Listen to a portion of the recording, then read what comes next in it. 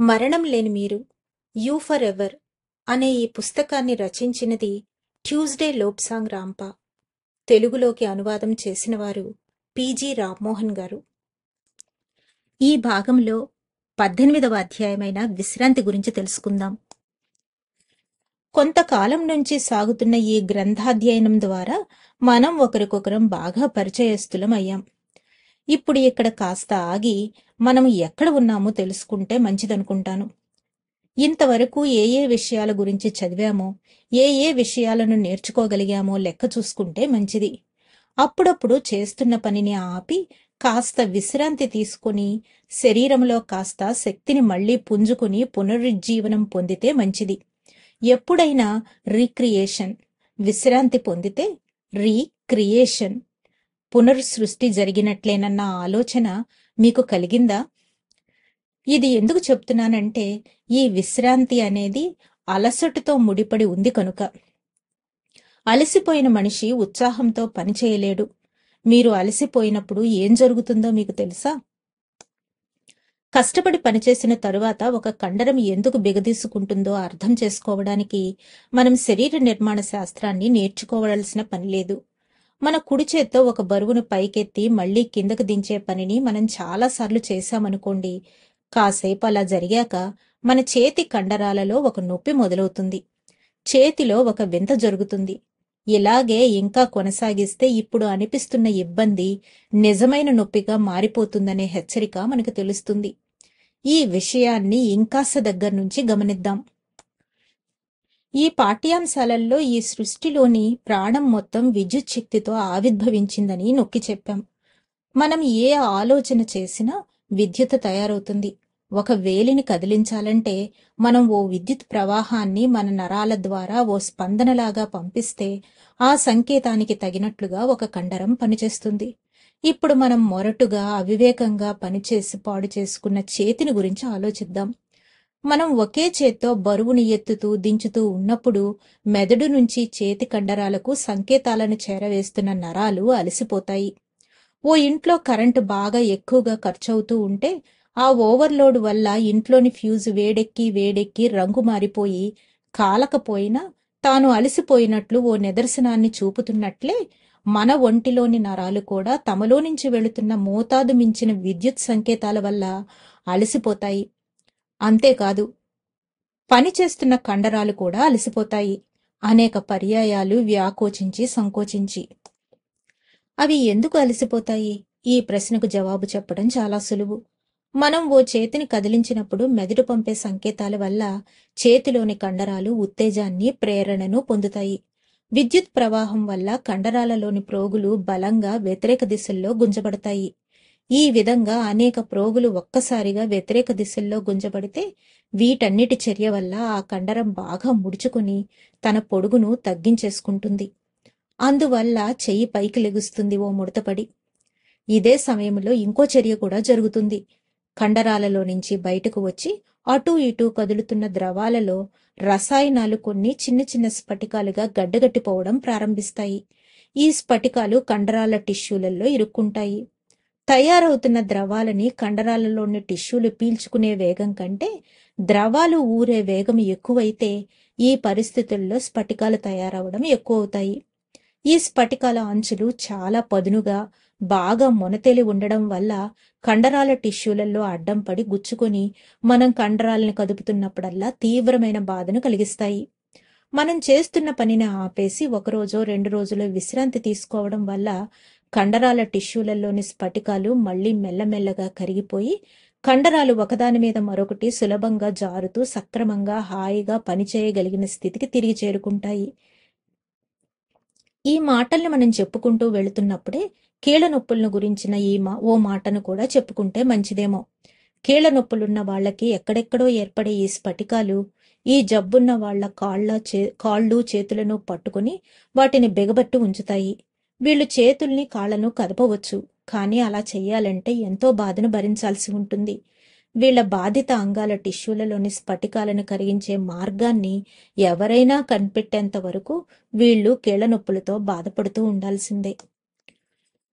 మనం మొదట్లో మనం ఇప్పటివరకు ఏం నేర్చుకున్నామో తెలుసుకోవాలి అనుకుని మొదలుపెట్టిన మాటల నుంచి దూరంగా వెళ్ళిపోతున్నామా? ఇంకోసారి ఆలోచిద్దాం. మనం దూరంగా వెళ్ళిపోవడం లేదేమో నిజానికి. ఒక విషయాన్ని నేర్చుకోవడం కోసం మరీ అతిగా మనం ప్రయత్నం చేస్తూ ఉంటే మనం ఏ అభివృద్ధిని సాధించలేం. ఎందుకంటే మన మెదడు బాగా అలసిపోయి ఉంటుంది కనుక. బాగా శ్రమ పడితే గాని సాధించలేం అని నమ్మే మనుషుల మధ్య మార్గాన్ని అనుసరించలేరు. అవిశ్రాంతంగా పనిచేస్తూ బానిసల్లాగా తయారైన వాళ్ళు ఏ పరిస్థితిని అందుకోలేరు. వారి అతి ప్రయత్నమే వారి అపజయాలకు కారణం. తీవ్ర పరిశ్రమ చేసి కొందరు తీవ్రంగా అలసిపోవడం వల్ల తీవ్ర పదజాలంతో భయంకరమైన విషయాలను మాట్లాడుతూ ఉంటారు. తామేం మాట్లాడుతున్నారో కూడా అర్థం చేసుకోలేని మానసిక స్థితిలో వాళ్ళు ఉండడం వల్ల. మనం విపరీతంగా ఆలోచిస్తున్నప్పుడు మన మెదడులో తయారయ్యే విద్యుత్తు తగ్గిపోతుంది.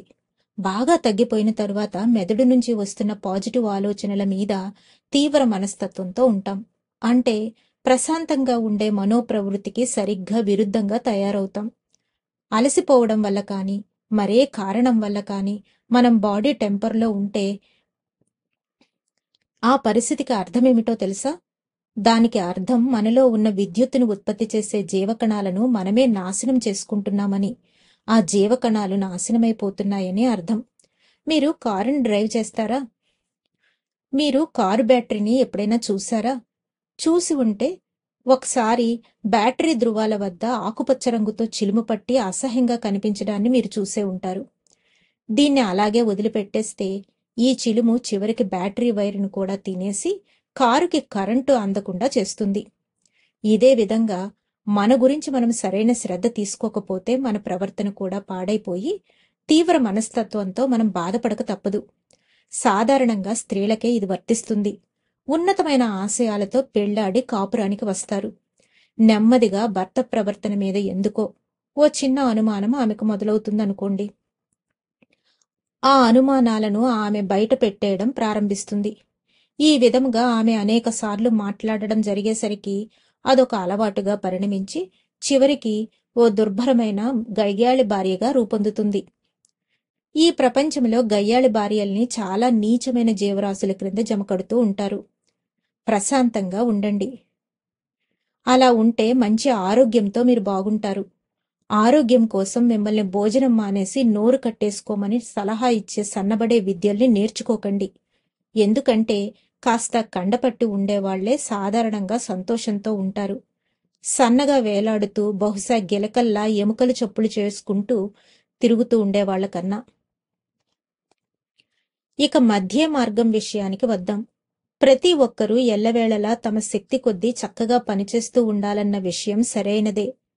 తమ శక్తికి అతీతంగా ఎవ్వరూ సవ్యమైన పద్ధతిలో పనులను నిర్వర్తించలేరు. అనవసరంగా అలసిపోవడం ఒక్కటే మిగులుతుంది అలా ఒళ్ళు విరుచుకుని పనిచేసినప్పుడు. ఓ విద్యుత్ ఉత్పత్తి కేంద్రాన్ని గురించి ఆలోచిద్దాం. కొన్ని వేల లేదా లక్షల బల్బులను వెలిగించడానికి చాలినంత విద్యుత్తును ఉత్పత్తి చేయగలిగిన సామర్థ్యం ఆ కేంద్రంలోని జనరేటర్కు ఉందనుకుందాం. అలాంటి జనరేటర్ని ఇంకా ఎక్కువ వేగంతో మనం పని చేయించామనుకోండి, అప్పుడు విద్యుత్ ఉత్పాదన బాగా ఎక్కువ అవుతుంది.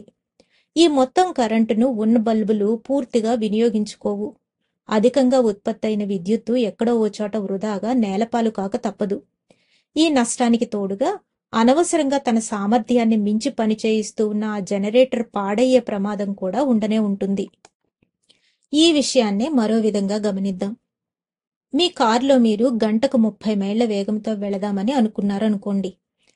చాలా మంది ఇంకా ఎక్కువ వేగంతో వెళ్లాలని ఉవ్విళ్ళురుతూ ఉంటారనుకోండి. మన ఈ ఉదాహరణకి 30 మైళ్ల వేగం చాలు. మీరు వివేకవంతులైతే టాప్ గేర్ వేసుకుని సునాయాసంగా కారు చక్రాలు దొర్లుతూ ఉండగా ఆ వేగంతో హుషారుగా సాగిపోతూ ఉంటారు. ఇంజిను నెమ్మదిగా పనిచేస్తూ ఉంటుంది కనుక దాని మీద అధిక భారం పడే అవకాశమే ఉండదు. ఒకవేళ మీరు అంతగా అనుభవం లేని డ్రైవర్ అనుకోండి, మీరు మొదటి గేరు వేసుకుని 30 మైళ్ల వేగంతోనే బండిని దూకిస్తూ ఉంటారు. అప్పుడు మీ కారు ఇంజిను టాప్ గేర్లో ఉన్నప్పటికన్నా సుమారు 5-6 రెట్లు ఎక్కువ శక్తితో, గొప్ప చప్పుడుతో బోలెడు పెట్రోల్ని ధారాళంగా తగలబెడుతూ టాప్ గేర్లో మీరు ఏ లక్ష్యాన్ని సాధించారో అదే లక్ష్యాన్ని సాధిస్తుంది. కాబట్టి మధ్య మార్గం అంటే వివేకవంతమైన ఆలోచనతో మనమే నిర్ణయించుకున్న తగిన పద్ధతి అని అర్థం చెప్పుకోవచ్చు. నిర్ణయించుకున్న లక్ష్యాన్ని సాధించడానికి ఎంత శక్తి, శ్రమ అవసరమవుతుందో అంతే ఖర్చు చేస్తూ, అనవసరంగా మీ జీవితాన్ని వృధా చేసుకోక, అనవసరంగా మీ శక్తిని వృధా చేసుకోక, అనవసరంగా విపరీతంగా పనిచేయకుండా ప్రవర్తించడమే మధ్య మార్గం.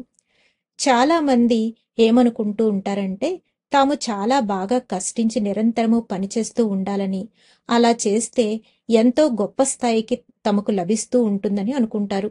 ఈ అభిప్రాయం ఎంత మాత్రమూ సరికాదు. పని జరగడానికి ఎంత శ్రమ అవసరమవుతుందో అంత శ్రమ మాత్రమే పడాల్సి ఉంటుంది అనే ఈ మాటను పదే పదే మేమిక చెప్పలేము. ఇక విశ్రాంతి సంగతికి వద్దాం. మనం మొదట్లో అనుకున్నట్లు విశ్రాంతి, పునఃసృష్టి రెండూ ఒకే లక్ష్యాన్ని సాధిస్తాయి. మనం బాగా అలసిపోయామని చెబుతూ ఉన్నప్పుడు మన శరీరంలోని ఒక అవయవంలోని ఒక చోటులోని కొన్ని కండరాలు మాత్రమే అలసిపోయాయి అని అర్థం. ఉదాహరణకు, మనం ఓ చేతిని మరీ ఎక్కువసార్లు ఎత్తుతూ ఉన్నామనుకోండి, బహుశా ఇటుకరాళ్లనో పుస్తకాలనో పైకెత్తి సర్దుతూ ఉన్నామనుకోండి, అప్పుడు ఆ చెయ్యి అలసిపోయి నొప్పు పట్టుకుంటుంది.